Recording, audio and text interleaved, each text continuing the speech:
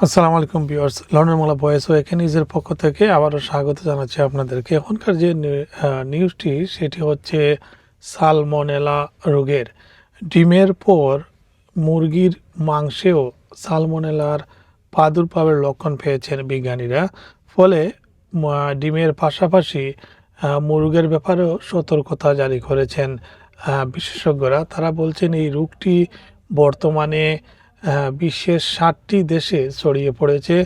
আর বিশেষ করে যুক্তরাজ্যে এর প্রাদুর্ভাবে একজনের মৃত্যু এবং উল্লেখযোগ্য সংখ্যক মানুষ অসুস্থ হয়েছেন।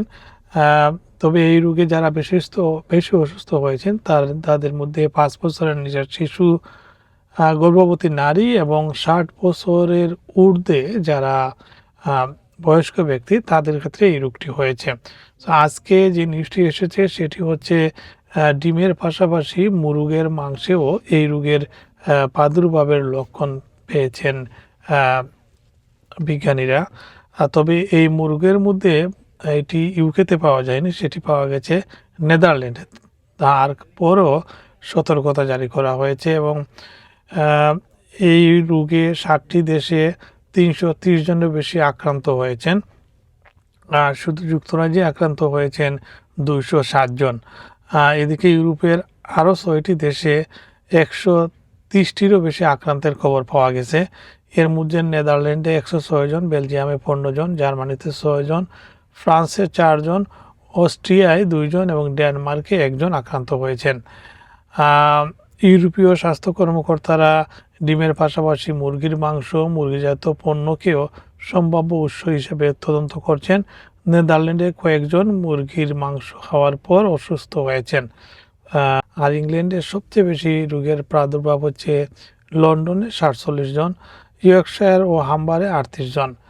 আর সালমোনেলা সাধারণত দূষিত খাবার খাওয়ার মাধ্যমে ছড়ায়। মুরগির মাংস, ডিম, কাঁচা ফল ও সবজি বা অপরিশোধিত দুধজাত পণ্য থেকেও সংক্রমণ হতে পারে। রান্নাঘরে কাঁচা ও রান্না করা খাবারের জন্য এই সরঞ্জাম ব্যবহার করলেও জীবাণু ছড়িয়ে পড়তে পারে। সাধারণত সংক্রমণ 4 থেকে 7 দিন স্থায়ী হয় এবং বেশিরভাগ মানুষ চিকিৎসা ছাড়াই সুস্থ হয়ে ওঠেন। গুরুতর ডায়রিয়ার কারণে শরীরে পানি কমে গেলে হাসপাতালে চিকিৎসা নিতে বলা হয়েছে। তো বিশেষজ্ঞরা যেটি বলছেন যে ডিমের ক্ষেত্রে আদা সিদ্ধ ডিম না খাওয়ার পরামর্শ দিয়েছেন। কাঁচা ডিম দিয়ে তৈরি করা খাবার যেমন মেয়োনিজ সহ অন্যান্য যে খাবারগুলা কাঁচা ডিম দেওয়া হয় সেগুলা এড়িয়ে চলতে বলা হয়েছে আপাতত।